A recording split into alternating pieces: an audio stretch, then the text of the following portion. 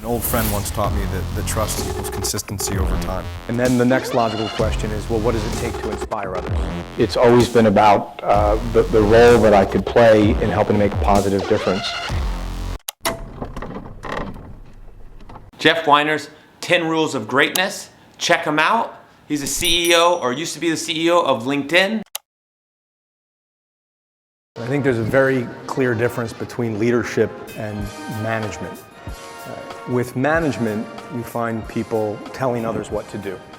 Leaders inspire them to do it. Yep, big difference. So inspiration to me is the key there.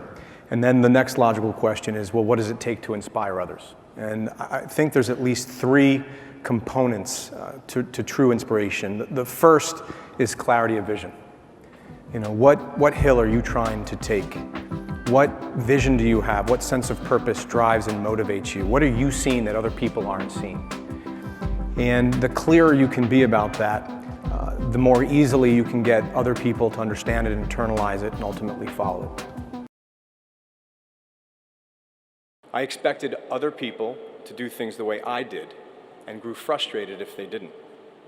Over time, I realized how unproductive this approach was. Rather than inspire and lift people up, it was a good way to shut people down. So I decided to change. I vowed that as long as I'd be responsible for managing other people, I would aspire to manage compassionately. That meant pausing and being a spectator to my own thoughts, especially when getting emotional. It meant walking a mile in the other person's shoes and understanding their hopes, their fears, their strengths, and their weaknesses. And it meant doing everything within my power to set them up to be successful. I've now been practicing this approach for well over a decade, and I can tell you with absolute conviction that managing compassionately is not just a better way to build a team, it's a better way to build a company. First and foremost is asking yourself a pretty straightforward question that sometimes is a little more challenging to answer, which is ultimately, what is it that you want to accomplish? So look out 20 to 30 years from now. Looking back on your career, what do you want to say you did? And I think when you're graduating school, it's perfectly reasonable to not necessarily know the answer, but you'd be surprised how many people 10, 15 years into their career still don't know the answer to the question because they get swept up in this stream of opportunity. You know, a promotion here, an offer from a hot company over there, and they wake up one day and they're not happy, and they're trying to figure out why, and it's because they never stop to ask themselves what it is that they ultimately want. And if you don't know the answer to that question, try optimizing for two things. One is passion and the other is skill. And it's not one at the exclusion of the other, because that'll lead to some pretty suboptimal outcomes. So that's one, know what it is that you want to accomplish. As simple as it sounds, it's really, really important. Emphasize the value and importance of trust. And we were talking about why it's so valuable to be working with the same group of people over time. And an old friend once taught me that trust equals consistency over time. And so the longer you have a chance to work with someone, I think the more likely there is for trust to be there. And when you have a trusted relationship with someone else, it's much easier to have that discussion. It also requires a lot of maturity on both sides and a lot of forethought.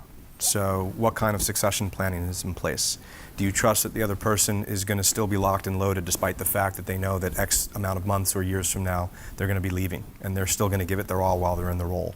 And to be able to have that dialogue very openly, very constructively, I think is paramount to making that work. And it's not easy, but if you can do it properly, I think it pays enormous dividends because you're not guessing.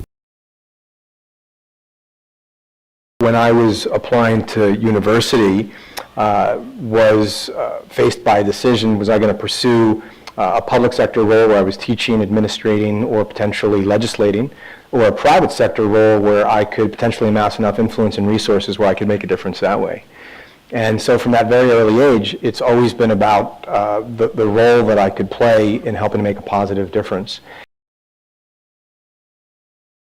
Most organizations traditionally are based on hierarchical structures. Yeah. And you have someone at the top, and that someone at the top is not necessarily leading the way I would define leading. They're managing. Mm-hmm. And to me, there's a fundamental difference. So management is telling somebody what to do. leadership is inspiring them to do it. Yeah. And inspiration, for me, comes from three areas, three places. It's the clarity of one's vision, the courage of one's conviction, and the ability to effectively communicate both of those things. My advice would be don't just optimize for passion. You have to optimize for both passion and skill. And for the entrepreneur, I would add a third dimension, which is the market. And if you can find the convergence, the nexus of those three elements, your passion, your skill, and the market, and you've got the right timing, of course, anything's possible. And for me, it's all about knowing what it is you ultimately want to accomplish. Hopefully you've learned something from Jeff Weiner's 10 Rules of Greatness. Please like, subscribe, hit that notification bell, and let me know in your comments below what rules have you implemented that is helping change your life or that you believe will change your life, and let me know in the comments below as well on who I should do next. Thank you.